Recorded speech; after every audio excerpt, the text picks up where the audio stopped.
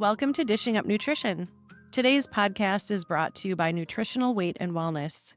We're a company that has been around for over 30 years.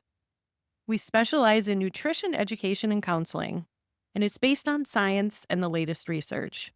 We also bring you real-life client and personal examples to make the information more practical for your everyday living. I'm Cara Carper. I'm a licensed nutritionist. I'm a board-certified nutrition specialist, and I'm one of your co-hosts today. Melanie Beasley is also here with me. Melanie is a licensed and registered dietitian, and she works with clients in the Egan office here in Minnesota. Yep, and we have a serious topic today on mental health, and our podcast title is Meals for Good Mental Health. Have you ever considered that low moods, depression, anxiety, or issues related to attention or behavior could be related to what you're eating? I don't think everyone makes that connection. I have experienced firsthand how foods can either improve or worsen mental health. For me, I'm very sensitive to blood sugar fluctuations. If I get kind of careless and don't eat enough protein, or maybe I forget to include a healthy fat with my meal, even if I just wait too long to eat, those are all scenarios that can lead to spikes and crashes in my glucose, which results in low moods, anxiety. I've talked about my sleep issues.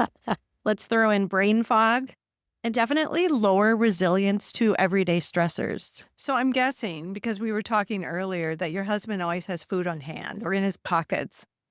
The weight of my heart is 5 to 6 ounces of cooked protein. Yeah, I love that. So what do we mean by the term mental health? According to the CDC, Centers for Disease Control, mental health includes our emotional, psychological, and social well-being. It affects how we think, feel, and act. It also helps determine how we handle stress, relate to others, and make healthy choices, which is what we're going to focus on today.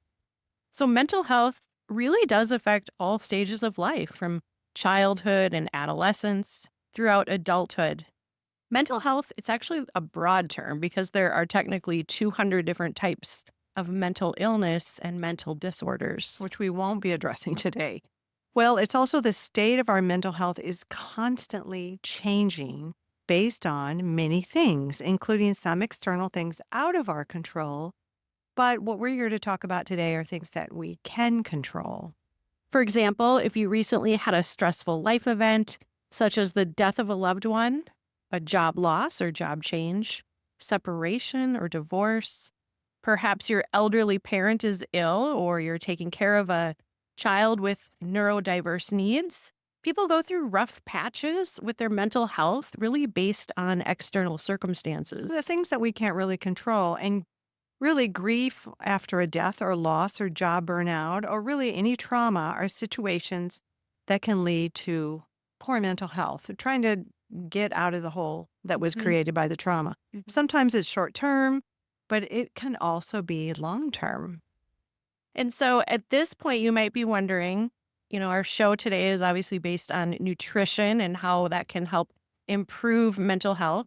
You might be wondering, well, how is what I'm going to eat make a difference if I'm grieving the loss of a loved one? Or how is what I'm eating going to help pay the bills? I just lost my job. Right. Yeah. How is this really going to relate? Although food can't take away those stressful circumstances, if we are eating the right foods in balance, it provides our brain and nervous system and our digestive system with nutrients that can help us feel more calm, clear, and stable. Then we're able to better manage the situations that life is throwing at us. And that's really the goal, is being able to cope in these situations. Yeah. Improving that resilience to stress. And so we just have a couple of statistics to share on mental health. And then I'm really excited to introduce a special guest joining us today.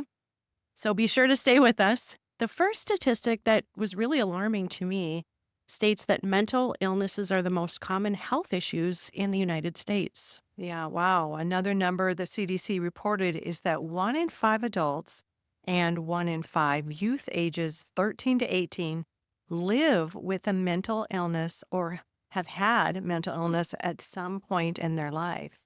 And although serious mental illnesses such as schizophrenia, bipolar disorder, or major depression are less common, it's still 1 in 25 adults in the US have these more serious conditions.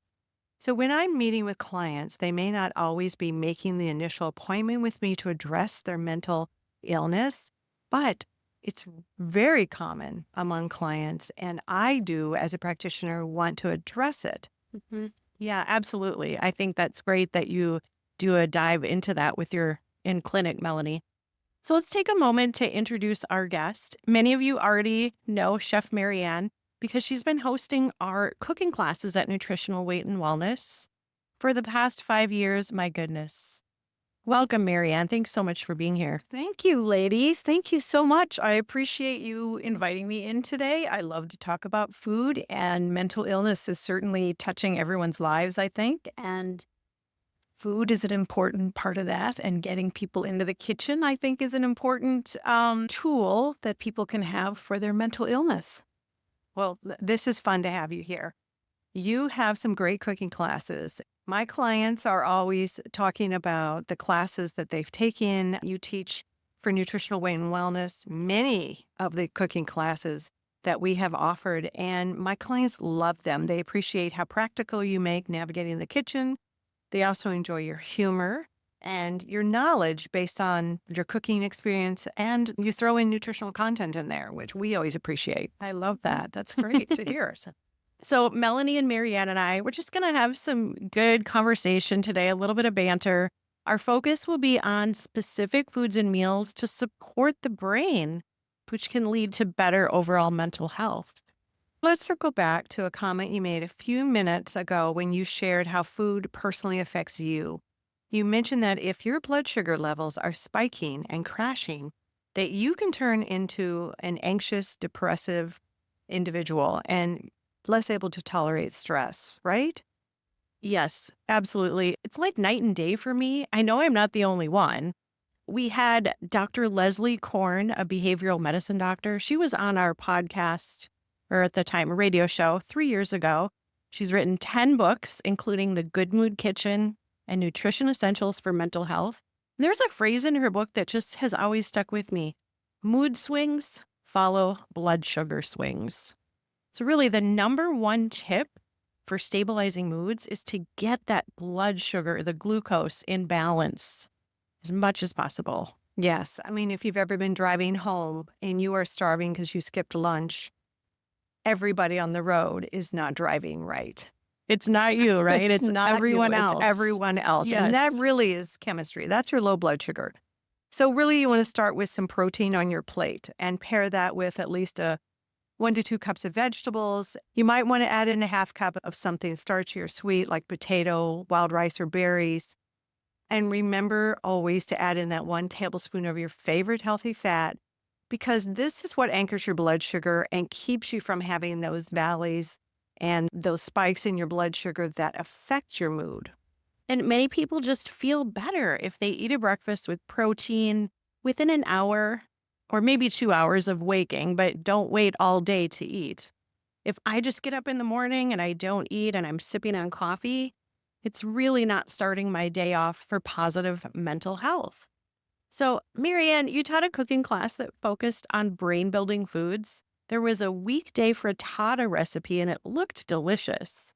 So this frittata is a great example of a balanced breakfast that already contains the protein, it's got the veggies, it's got the healthy fat all included, right? Yes, it is. It's actually a great recipe. I love it. It's a great way to feed a crowd.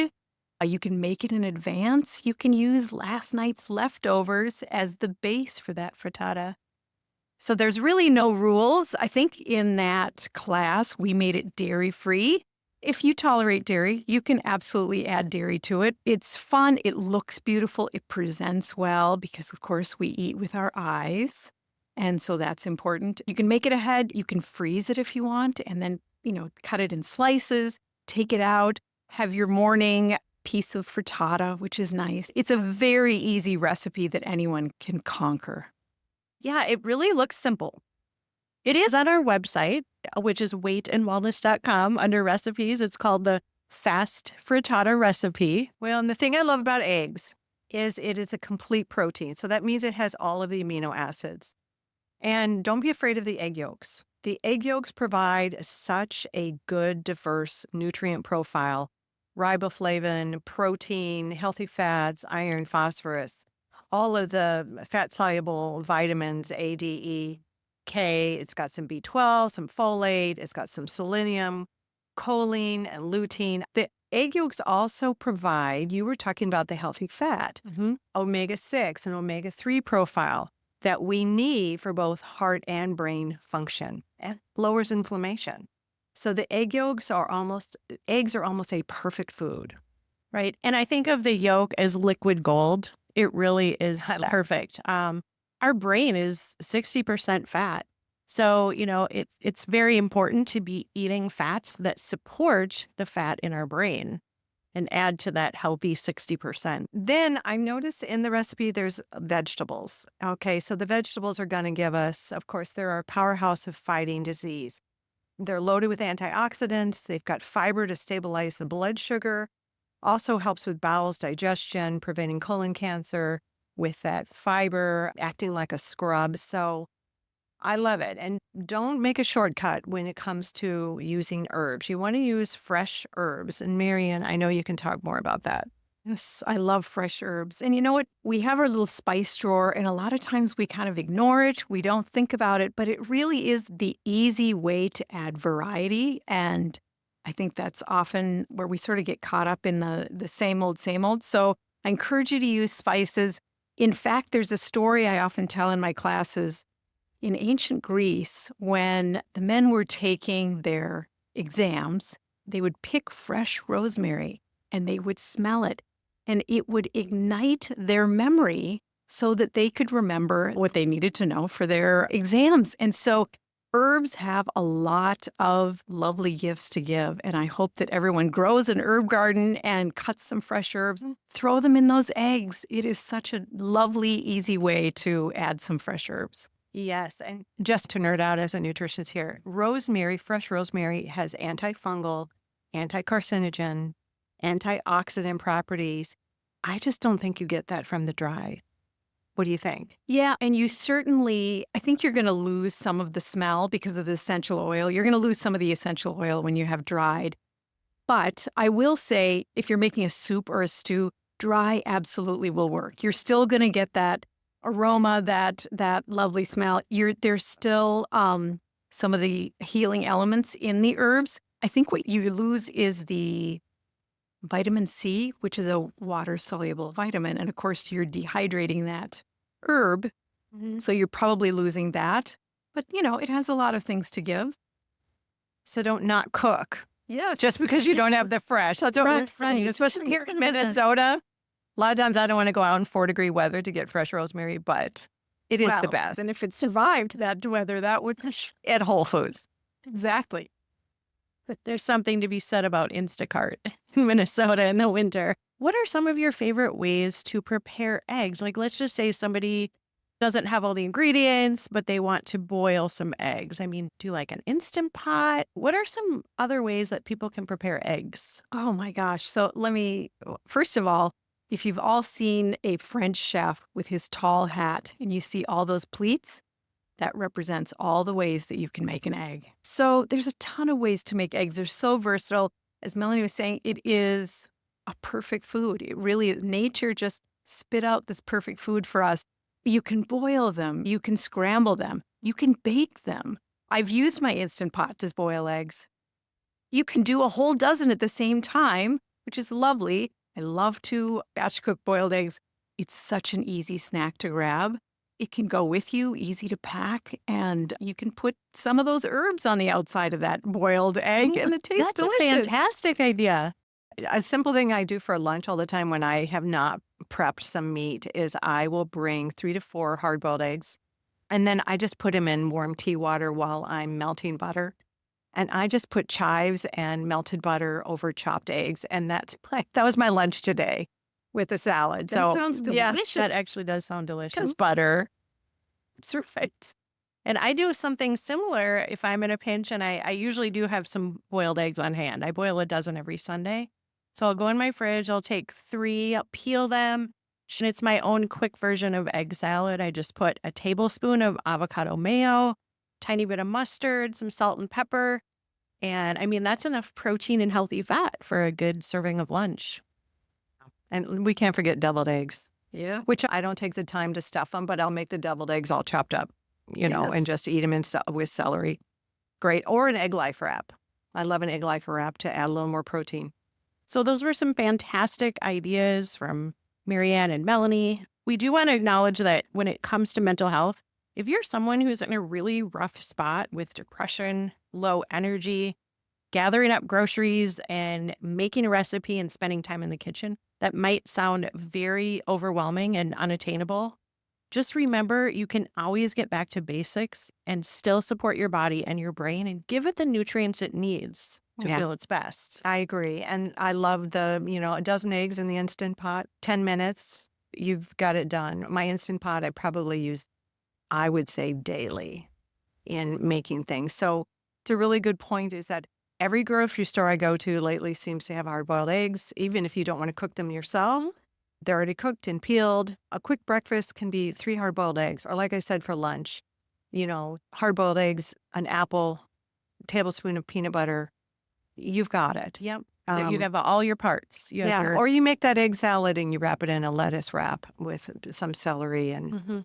I did pumpkin seeds. So keep it simple because you're trying to support yourself but not overwhelm yourself when you're already in a mentally distressed state. Yeah.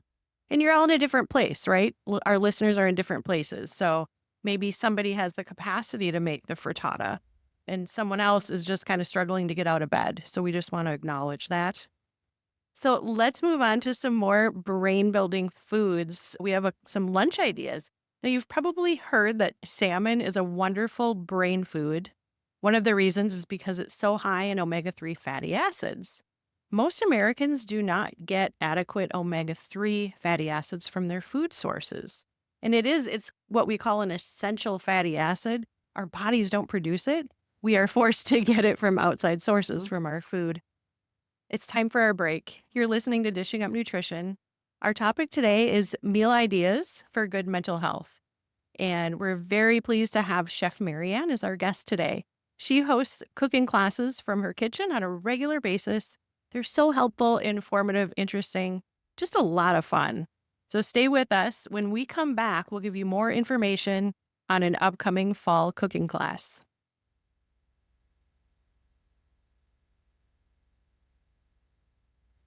Welcome back to Dishing Up Nutrition. I'm Melanie Beasley, a licensed dietitian here with Cara Carper, a licensed nutritionist, and we have a cooking class coming up that you're not going to want to miss. It's called Delicious Nutritious Soups on October 30th at 6 p.m. Our live cooking classes on Zoom are 75 minutes long, and you receive recipes, a shopping list, and you'll get the recording in case you missed the live class. Or if you want to rewatch it in your own time, the recording lasts for 3 days. Go to weightandwellness.com for more information and to register. It's a screaming deal. Yeah, it's a lot of fun. I love teaching these classes. Soups are a great way to usher in the cooler weather. And I think we all love to have a nice steaming pot of soup simmering on the stove. That sounds great. So before we went to break, we were talking about fatty fish, specifically salmon, but I want to talk a little bit about sardines and herring. I don't think they're mentioned enough. They're also high in omega-3. Now, if you're thinking of the sardines of your childhood that had that, and I challenge you listeners, go out, get a can of sardines that's wild caught in olive oil. When you open it up, it's pretty much like tuna. You're not going to see anything that's alarming. It tastes delicious. I think it's very mild. It's a delicious fish you can use in any application that you would use canned salmon or canned tuna, but the benefit is huge and it's low in mercury. So the cold water and fattier fish, they tend to contain the highest levels of that omega-3 that fights that inflammation. And Marianne, can you tell us a couple of good sources for buying fish? Because we know that a lot of store-bought fish is farm factory raised, and has fewer omega-3s, higher contaminants and mercury, as well as antibiotics. So give us your secrets. Yeah. Oh, well, here's a soapbox. I'll try and keep it short, but I encourage everybody to, if your grocery store has a fish counter, talk to your fishmonger. Ask them if they know the country of origin, if they used antibiotics. Was this farm raised? Is it wild? If you have a fish market, go to the fish market. It's lovely. They have a lot more knowledge. As Melanie was saying, that factory farm, the omega-3s come from the carnivorous part of this fish. They eat other fish, which is where that fattiness comes from. And so you've got these farmed fish that are eating soy and corn. It's sort of the factory farm of the sea. And therefore, you're not going to get those omega-3 benefits because they're eating corn and soy rather than other fish or phytoplanktons. So really important when you are looking for canned fish, also look for wild caught so that they are not fed the corn and the soy and they get to eat what they're supposed to eat. I think fish animals, they're meant to eat certain things in nature, and that is what provides quality nutrition for us as we consume. Absolutely. But I remember seeing a documentary on certain places that had farmed shrimp, and they're literally swimming in a slurry of antibiotics. Absolutely. So we get that residue, which affects our microbiome. So I love what you said about that. I never even thought about what they're feeding them. Yeah, we are what the animal eats, actually, which you basically just said. Yeah. I mean, that is true. And Melanie, I'm so glad you brought that up. I did not know that about the shrimp. And when you said that affects our microbiome negatively, because if we're consuming, any kind of an animal or fish source that was given antibiotics, we get the residues, which kills off our good bacteria, and we're left more vulnerable. And most serotonin, our feel-good chemical, is made in our microbiome if it's healthy. Right, because the good bacteria and the protein are really what's making those precursors to our brain chemicals. So if we are killing off the good bacteria, we're missing half of the equation that helps make those good brain chemicals, serotonin, dopamine, things that make us feel good.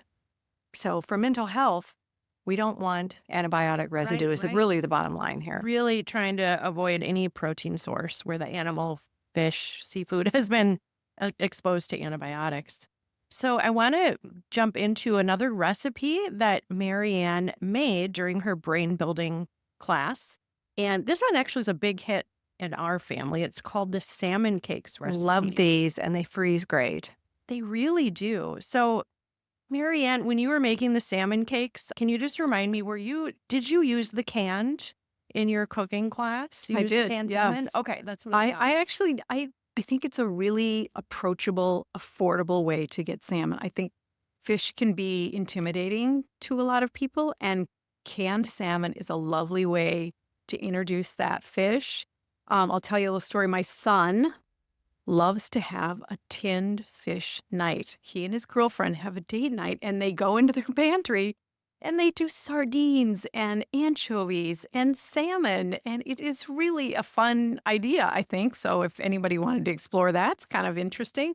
But this recipe, super easy. The great thing about these salmon cakes, you can pan sear them. If you're feeding a crowd, you can put them on a parchment-lined sheet pan and you can bake them. And they still get that lovely crust on the outside, the really flaky and lovely on the inside. I encourage everybody. I think they're on the website. It's a great recipe, really great way to get some salmon. I challenge our listeners, make this recipe. I think it's worth the time. When I open the can of salmon, I have to dump and stir rapidly because of, what's in the canned salmon can be off-putting to see, but it's a wonderful source of nutrition. It's very affordable to get canned salmon that's wild caught. And you can have it on hand. So if there's a snowstorm or anything going on, it's an easy thing to throw together. Yeah, it's all. If you always have it in your pantry, Yeah. you don't have to run to the store. You've got it all. Everything you need from that recipe is pretty much in your pantry. Yeah. So it's fantastic. So Dr. Daniel Amen is a neuroscientist, psychiatrist, and brain imaging expert. He has authored many books. His latest book is called Change Your Brain Every Day. And he explains why the omega-3 fatty acids called EPA and DHA are critical for optimal brain functioning. DHA makes up a large part of the gray matter of our brain. And both the DHA and EPA, those again are components of the omega 3. They promote healthy blood flow. That's really important for optimal brain function. And Dr. Daniel Amen uses the analogy that if our brain was an engine, the omega 3 fatty acids are working like a high quality motor oil to keep the brain finely tuned. Yeah, he's brilliant. And he talks about a study with 3,317 men and women.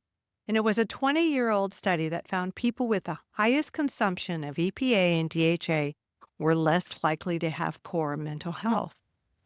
I think that translates to eating more salmon. It absolutely does. And I've been, just to circle back to the canned salmon, I've really been enjoying that even more than canned tuna fish. If you are buying tuna, get skipjack. It's a smaller fish. Because remember, think about the tuna is a huge fish, and then it's eating smaller fish and small. So it accumulates that mercury. And so if you really love tuna, try and buy skipjack. I'm also going to suggest that you buy sardines with your tuna and mix the two together and make a tuna salad as you would. I throw capers in. If I have tarragon, I love it. A good squeeze of lemon juice. And I dare to say that no one would even know those sardines are in there. I fed it to my family and they had no idea. And it's just lovely. So yes, you kind of have to get over I'm eating this whole fish that may have bones and skin in it, but you can't taste the bones. You can't taste the skin. Mixes all in. Yeah. It's beautiful. Love it. I love that idea. That's Yeah. fantastic. Yeah. Do you have other tips for, this is kind of a big question, but either cooking or preparing different types of fish? Yeah. So like I was saying earlier, fish can be so intimidating to people. And the funny thing is, it's one of the quickest proteins we can cook. It takes no time at all. And I'm going to say a fatty fish like salmon is much more forgiving than, say, a lake trout or something that doesn't have as much fat. Because that fat will keep it luscious, you're less likely to overcook it. Again, you can steam fish, you can poach it, you can bake it. Many different ways you can do it. You just don't want to overcook it. And by that, just look, it's going to become opaque. And if you just sort of pull away with a fork, just see if it starts to flake and you're ready to go. It's a lovely thing. It's so luscious. I love a really good cooked salmon. It's just amazing. I love that tip because I overcook salmon regularly because I lose track of what I'm doing. As I'm doing other things, I am the most distracted cook. You can even cut your salmon into little chunks. There's a lot of people with air fryers now. It is sort of the groovy thing of the moment.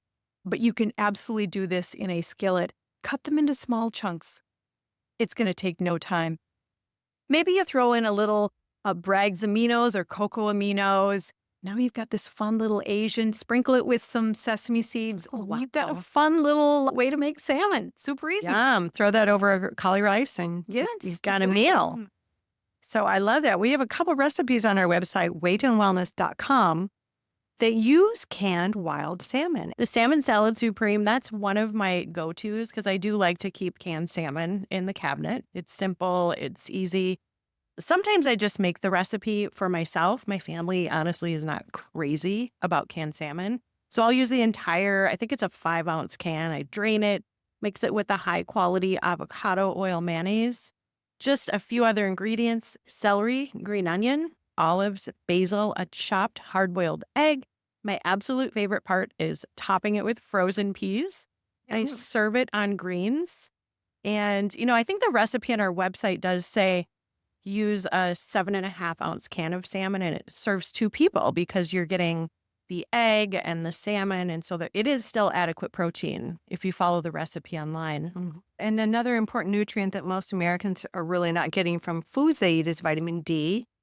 Low levels of vitamin D are associated with so many diseases and conditions, including depression, anxiety, and fatigue. I've had clients where they struggle with anxiety their whole life and get their vitamin D at optimal level, and the anxiety has disappeared. So you've heard about vitamin D as the sunshine vitamin because vitamin D is activated when sunlight hits the skin. But how many of us are actually using sunscreen all the time? Yeah, and especially where we live in the northern latitude here in the upper part of the United States, there's fewer options to be getting vitamin D from the sun. And like Melanie said, the way that we activate vitamin D when the sunlight hits our skin is if there is no sunscreen being used, half your body's exposed and it's the, optimal time of the day. So this can pose many challenges depending on your work situation, where you live, and your schedule. And your modesty level. We're just not sitting in our bathing suits for an hour at noon. In Minnesota is, I think, what we estimated you'd have to do in order to get enough vitamin D.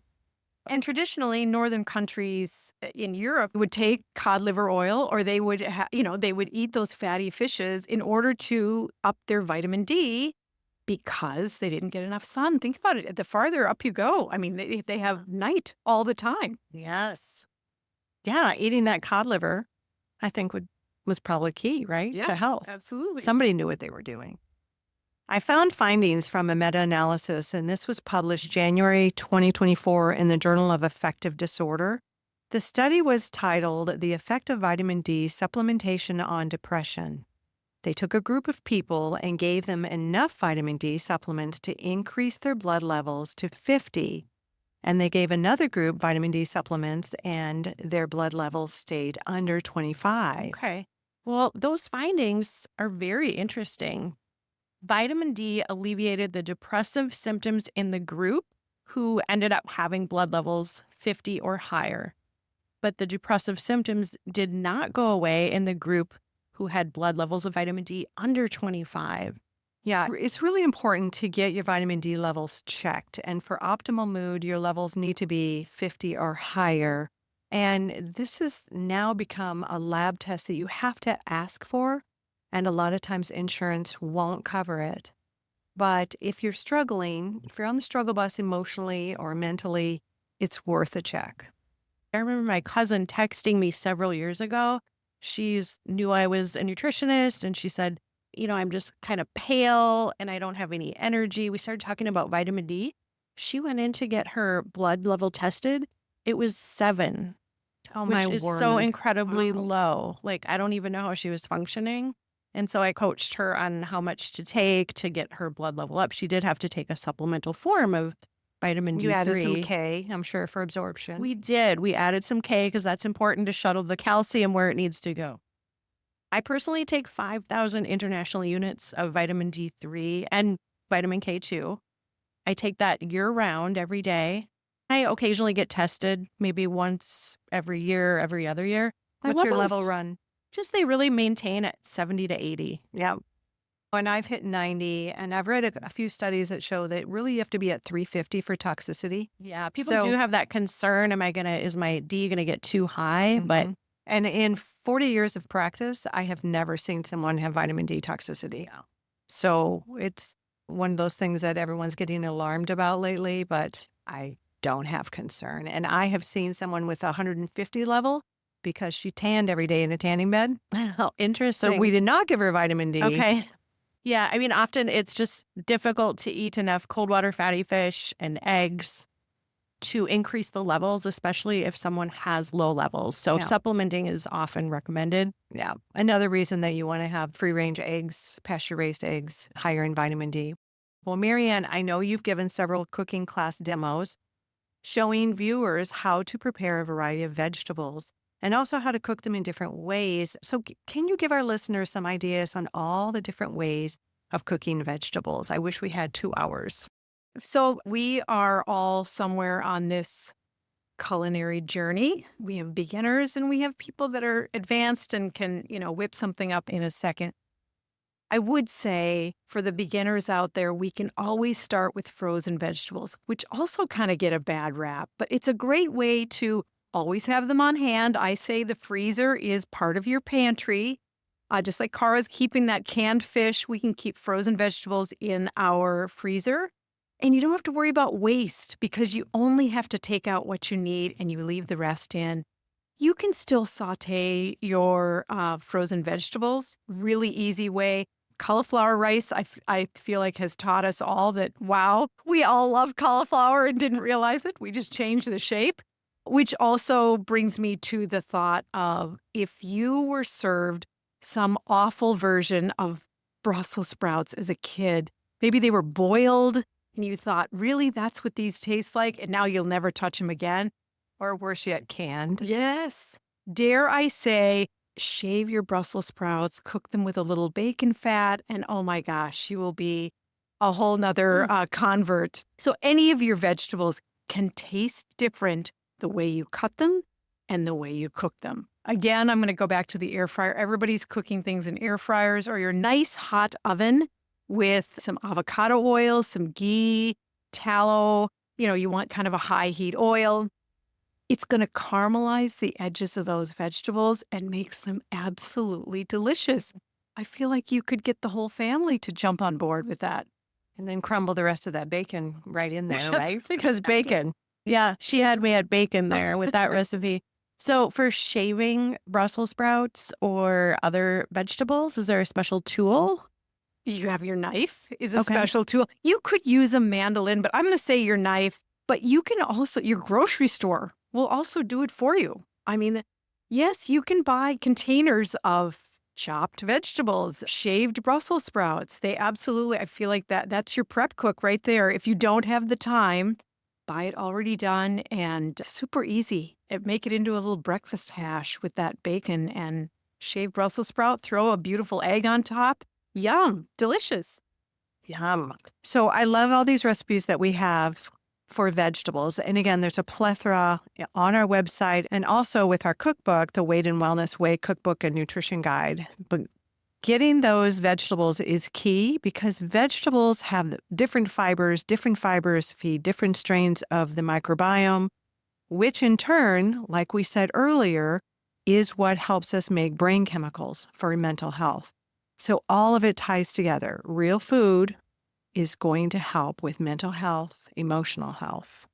So a moment ago, Marianne was talking about different ways to cook vegetables, and she had mentioned a few of the higher heat fats and oils because fats have different smoke points, and so we can't use all of the same fats for the same cooking.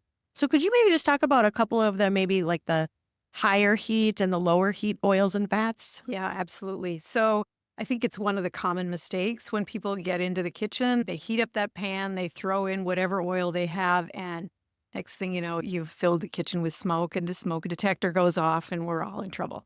So really important to use the right fat for the right application. The higher heat oils, as we mentioned, your ghee, which is clarified butter, tallow, lard, avocado oil, coconut oil is also a high smoke point fat. So you can do that roasting at, 450 when you're heating up your saute pan. Those are the oils to use. And the other fats you can use when you're I consider them finishing fats, are your butter and your olive oil. So let's say we steamed some vegetables, but we want that luscious, fatty mouthfeel. Take that pat of grass-fed butter, let it melt over those green beans that you just steamed, add a little salt and pepper, maybe a fresh herb. Delicious. Or you drizzle it with olive oil. Olive oil is it's a phenolic oil. It's really high in protective polyphenols and it tastes delicious. Good olive oil. So I want to know, where would you put bacon fat? High heat? I wouldn't do it at 450, maybe 375. I'm also going to say, as you collect your bacon fat, strain it out of your pan. So you've just made a bunch of bacon and you want to keep that fat. Get a little strainer and strain it into a coffee cup so that you leave those burnt bits behind and you're just getting the fat. And that is delicious. It's the best. I was hollering at my husband the other day because I caught him throwing away the bacon fat. Like, it's liquid wonderful. The other little point is that when we use fat on the vegetables, like Marianne said, it helps us with the absorption of magnesium, calcium, potassium, phosphorus, zinc, iron. So we want to get the benefit of all these wonderful organic vegetables that we're cooking. So that fat helps the absorption into our bodies a lot better. Absolutely. And it helps absorb the fat-soluble vitamins. We talked about vitamin D earlier. And so we actually need to be consuming healthy fats to be able to absorb and utilize our vitamin D better. And they're a great source of vitamin K. Mhm. So all of Mhm. it, it's a win-win. And not only are our brains, made up of 60% fat, but every cell in our body has a fatty membrane surrounding it. And so, whether it's our brain or our bodies, we really need to support all of our cells with the fats that we're consuming. And so, it's important to be sticking with those pure, whole, unrefined fats that Marianne mentioned, the avocado oil, olive oil, butter, ghee, tallow, lard, and some coconut. Yep. And when you are taking the time that Marianne has taught us on cooking, when you're taking the time for the food prep, really, when you are struggling mentally, emotionally, there's a message that your body is absorbing is that you are worth the time and the care that you are taking to both grocery shop, maybe food prep, put something together. There's a message that you are telling yourself that you are worth taken care of. And that in and of itself is a way to heal mentally and emotionally. Absolutely. Yeah. Eating and preparing food in the kitchen is a form of self-care. 100%. So the message that we want to bring home today from what we've been talking about is you are worth the time and the effort it takes to both heal mentally and emotionally. And the big component of that is what we consume, the quality of the food that we consume, the way that we put food together is all important for mental and emotional health. I've seen more anxiety in the past 5 years than I've seen in 40 years in this job. And I believe it's the processed food and the chemicals that we're consuming. So when you get a mile high above it, go back to basics. It doesn't have to be complicated. Put some real food together that's protein, healthy fat, some colorful vegetables, throw in some great colorful fruits, and you are caring for your mental and emotional health. And that's the goal. So we want to thank Marianne for her time. Thank you for being here today. We wish we had like several hours with you. It's been so helpful. Our goal at Nutritional Weight and Wellness is to help each and every person experience better health through eating real food.